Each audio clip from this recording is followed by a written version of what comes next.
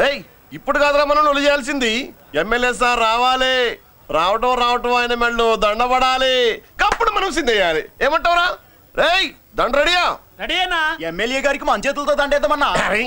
ఎమ్మెల్యేకి దండలంటే పడుతుంది, అందుకే సైడ్ నుంచి వేసి ఏర్పాటు చేసిన. గట్లనా? అరే యాదవ్, ఎమ్మెల్యే రాగానే సైడ్ నుంచి దండసిస్తే చాలా ఆయన మెళ్ళో సెంటర్ పడాలి. అట్లనే అన్నా. అరే ఎమ్మెల్యే వచ్చాడు, దండేనా బాయ్.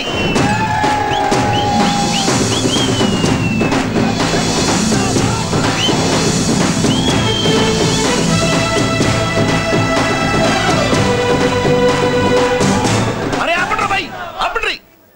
అరే ఆయన ఎమ్మెల్యే కాదురా. మరి ఎమ్మెల్యే ఎవరన్నా? నా కర్మకాలి, నేను ఎమ్మెల్యే చచ్చా. నాకు బుద్ధి తక్కువై మీకు ఏర్పాట్లు చేయమని చెప్పా. నువ్వా ఎమ్మెల్యే? మరి ఆయన ఎవరే? అవును, ఆయన ఎవరు? ఎవరైతే ఏం గాని కాబోయే సీఎం లెక్కున్నాడు. మాణిక్య వీణాము ఫలాలయంతి మదాలసాం మంజులవాగ్విలాసాం మహేంద్ర నీలద్యుతి కోమలాంగి మాతంగ కన్యాం మనసా స్మరామి. ఆహా, అచ్చం ఘంటసాల్లో పడేవయ్యా.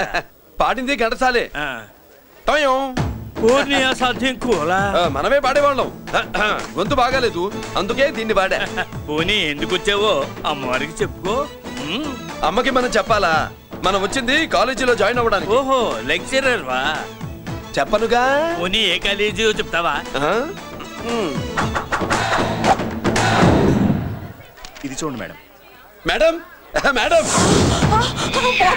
దొరికితే వదలరా. నమస్తే మేడం, మీరు మా చెల్లెలకి ఈ రోజు సీట్ ఇస్తామన్నారు కదా, గుడికెళ్ళి మా చెల్లెల పేరు మీద మీ పేరు మీద కూడా పూజ చేయించి వచ్చాను. ప్రసాదం తీసుకోండి. ఈ కాకాలు బాకాలు వద్దు. అయినా సిటీలో ఇన్ని కాలేజీలుండగా నా కాలేజీలోని సీట్ కావాలంటావేంటి? మీ ఓనర్ కి నాకు మంచి లింక్ ఉంది కాబట్టి. అయితే మా చైర్మన్ గారిని అడగొచ్చుగా. మనకి రికమెండేషన్ అలవాట్లేదుగా, పైగా మా చెల్లికి మంచి మార్కులు వచ్చాయి. అయినా కుదరదయ్యా. ఇది చాలా టూ మచ్ అన్యాయం మేడం. నెల రోజుల నుంచి వారం తొరతరా అని అప్లోడ్ తిప్పించుకున్నట్టు తిప్పించుకున్నారా లేదా? నిజమే, కానీ ఇప్పటికే లేట్ అయింది. సిలబస్ కూడా చాలా అయిపోయింది. అయితే అయింది.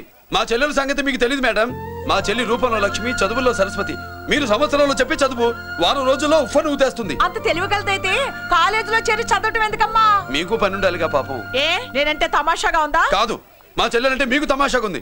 మంచి మార్కులు వచ్చినా సీట్ ఇవ్వడానికి ఆలోచిస్తానంటారేంటి? అది కాదయ్యా. ఇంకా మీరేం మాట్లాడుతూ ఏం ఆలోచించద్దు. ఇప్పుడు చెప్పండి. సరే, రేపు మీ చెల్లెలు తీసుకురా. రేపా? అంత అర్జెంట్ అయితే కష్టం మేడం.